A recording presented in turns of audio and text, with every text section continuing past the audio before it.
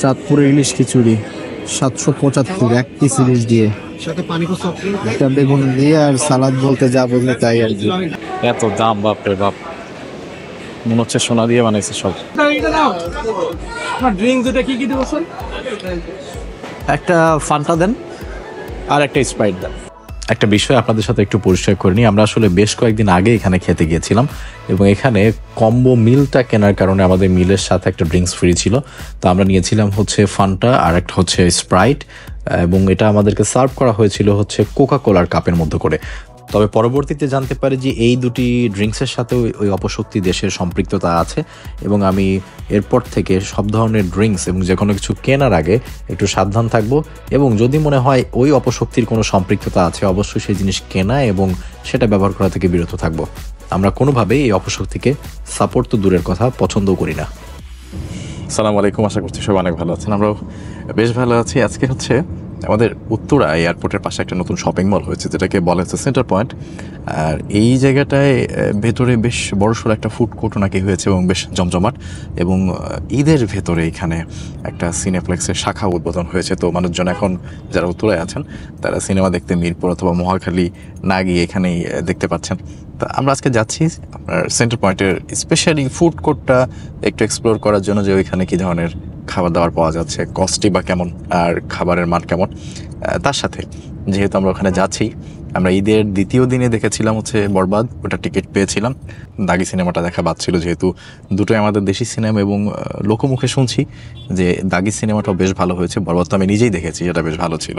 তো উদ্দেশ্য আজকে প্রথমে সিনেমাটা দেখা এবং পরবর্তীতে ফুড কোর্টটা এবং পুরো শপিং মলটা কেমন সেটা আপনাদের একটু দেখানো।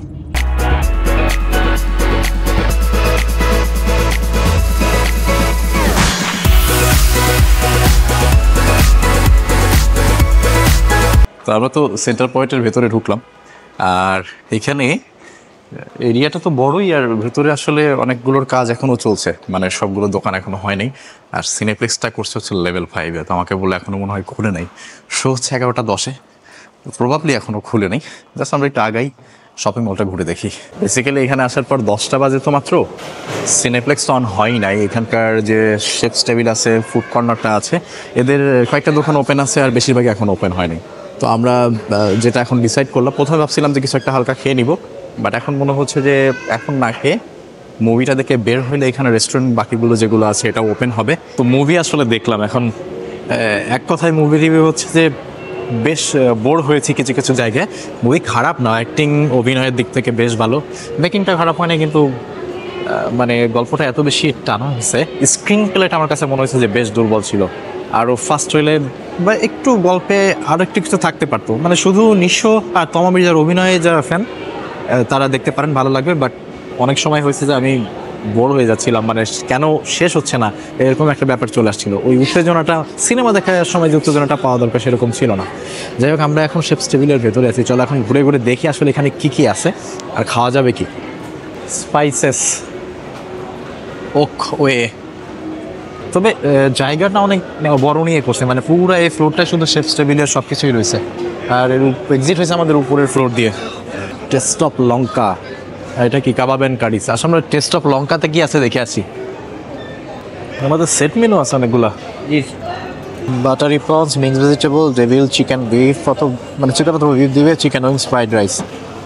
চিকেন দিয়ে নিলে 600 টাকা, বিফ দিয়ে নিলে 645, আরেকটা আছে ফিশ ফিঙ্গার দিয়ে 600, মাইটি মিটি দিয়ে ফ্রাইড চিকেন, নাসি গোরেং আছে। নাসি গোরের কথা মনে আছে? ভালো শেফস। চিকেন স্কোয়ার দিবে, কিউকাম্বার থাকবে, পাপাদাম মানে পাপড়, ড্রাই ফিশ, পিনাটস আর টপিংস এগ, 645 টাকা। আচ্ছা, আমরা কাবাবান খাইছি একটু এইখানে। নাসি গোরেং আমরা এখানে খাইছি বাংলাদেশি টাকায় হচ্ছে 280 টাকা করে, আর এটা বাংলাদেশে এসে দাম হয়েছে কত? 645। কয় গুণ? 2 গুণেরও বেশি। ভাইয়াদেরকে এটা দেখা শেষ, এটা নিব। Thank you. ও বাবা, খুলনা চুই ঝালের কম্বো আছে 575 টাকা। কি থাকবে? বিফ চুই ঝাল, পোলাও থাকবে, জালি কাবাব, সালাদ। আফগানি চিকেন খিচুড়ি কম্বো, আচারি চিকেন খিচুড়ি, ফ্রাইড এগ, এগ অমলেট, সালাদ 525। চিকেন খিচুড়ি কম্বো 525 টাকা। বিফ তেহারির কম্বো আছে, জালি কাবাব সহ সালাদ সহ 545। নোয়াখালীর হাঁসবোনা খিচুড়ি বেগুনা সালাদ 595। চাঁদপুরের ইলিশ খিচুড়ি 775, এক পিস ইলিশ দিয়ে, একটা বেগুন দিয়ে আর সালাদ বলতে যা বললে তাই আর কি। শেফস টেবিলের এখানের একটা ব্যাপার হচ্ছে যে প্রাইস মানে মাথা নষ্ট করা টাইপের বেশি। এই শপিং মলের ভেতরে দেখে এক পিস ইলিশ মাছ খিচুড়ি আর বেগুন ভাজা দিয়ে দাম হচ্ছে 725 টাকা। মানে এটা কোন দিক থেকে যুক্তিসঙ্গত আমার মাথায় আসতেছে না। এখানে খেলে বাধ্য হয়ে খেতে হবে, মানে আমার মতো মানুষ যারা একটু টাকা পয়সা হিসাব করে খরচ করেন বা করতে হয় তাদের জন্য এই জায়গায় খাওয়া একটু মুশকিলই হয়ে যাবে। আমরা চলো নাস্তা আইটেম কিছু খাই দেখি আজকে। আসো আমরা ক্রিস থেকে একটু কিছু খাইয়ে পারি। আসো, এত দাম বাপরে বাপ, মনে হচ্ছে সোনা দিয়ে বানাইছে সব। বার্গার ক্রিসপি চিকেন বার্গার 375 টাকা, মানে ওকে, ওই দিক থেকে তো প্রাইস এখানে মোটামুটি একটু সহনীয় পর্যায়ে আছে। আর এখানে কম্বো আছে, আচ্ছা কম্বো আমরা নিব না। বার্গারে কিন্তু একটা অপশন আছে। জি বলেন না, কি অপশন? আপনার একটা বার্গার যদি আপনি 100 টাকা যোগ করেন তাহলে হ্যাঁ। আপনার একটা রেগুলার ফ্রেঞ্চ ফ্রাই একটা ড্রিঙ্কস পাবেন, যেখানে আপনার রেগুলার ফ্রেঞ্চ ফ্রাইয়ের দাম হচ্ছে 155 টাকা। হ্যাঁ হ্যাঁ, এখানে 100 টাকা যোগ করলে একটা ফ্রেঞ্চ ফ্রাই ইনক্লুডেড একটা ড্রিঙ্কসও পাচ্ছেন। আবার এক্সট্রা ড্রিঙ্কসও দিবেন একটা? হ্যাঁ, ড্রিঙ্কসও পাচ্ছেন। তাহলে ঠিক আছে, আমাদের একটা এই যে ক্রিসপি চিকেন বার্গার মিল যেটা, এটা একটা করেন। হ্যাঁ হ্যাঁ, আর একটা চিকেন ফ্রাইয়ের অপশনে কি আছে? এক পিস 165, 2 পিস 295। আরেকটা অপশন আছে, দেখতে পারেন। সেটা কি? এটা আপনার 2 পিস চিকেন, একটা ছোট বান, একটা রেগুলার ফ্রেঞ্চ ফ্রাই, একটা ড্রিঙ্কস, 339 টাকা, যেখানে আপনার 2 পিস চিকেনের দামে 295 টাকা। এখানে 300 টাকা, আর এখানে আমি এক্সট্রা একটা বান পাবো, একটা ফ্রেঞ্চ ফ্রাইস পাবো, আবার একটা ড্রিঙ্কস পাবো। তাহলে এইটা একটা দেন।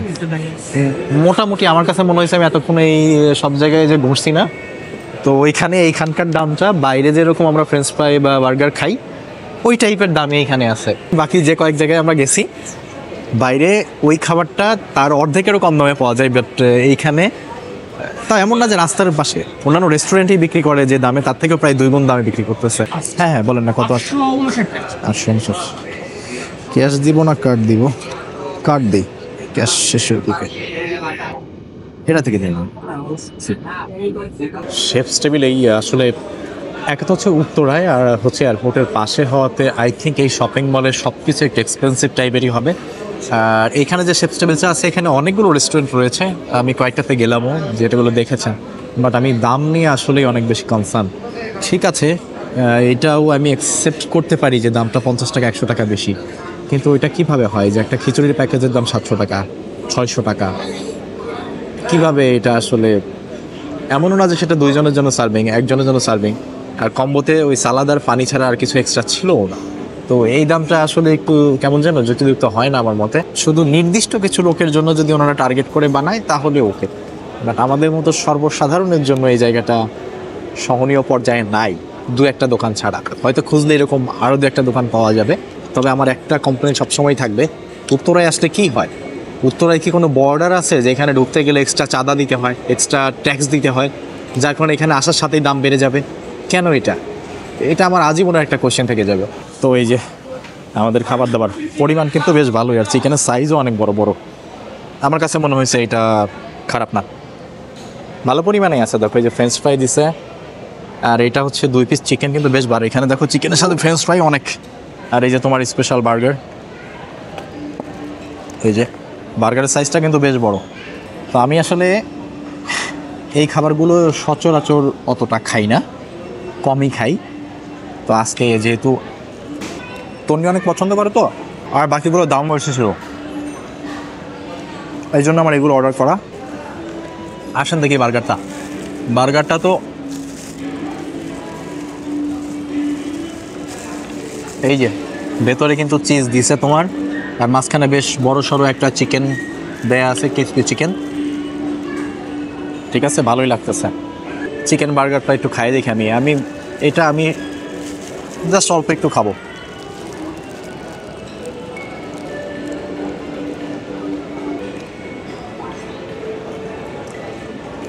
এই খাবারও তো পছন্দ না,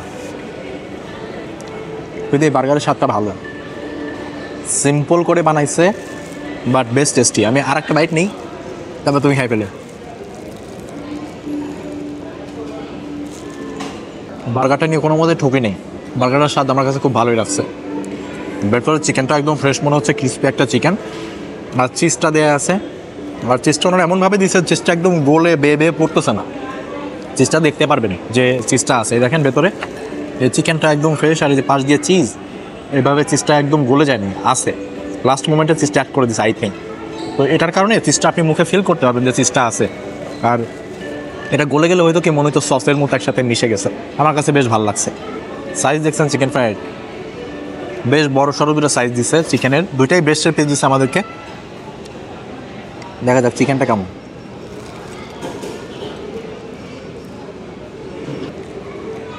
দেখো চিকেনটা, চিকেন ফ্রাইটা ভালো বানানোর একটা বিশাল পদ্ধতি হচ্ছে এটা যেন ওভারকুকড হয়ে না যায় সেই দিকে খেয়াল রাখা।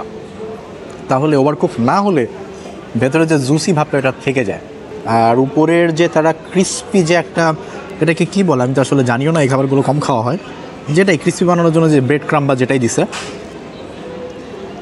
এই ব্রেড ক্রাম্বটাও ছোটো ছোটো দানা দানার মতো হয়ে আছে এবং বেশ ক্রিস্পি হয়ে গেছে। মানে মুখে দিলে ব্রেড ক্রাম্বটা আপনার খাওয়ায় কোনো ব্যাঘাত ঘটাবে না, যেটা আমি অন্য অনেক সময় চিকেন ফ্রাই খেতে গিয়ে পেয়েছি যে ব্রেড ক্রাম্বটা এত শক্ত থাকে যে চিকেনের মজাটা পাওয়া যায় না।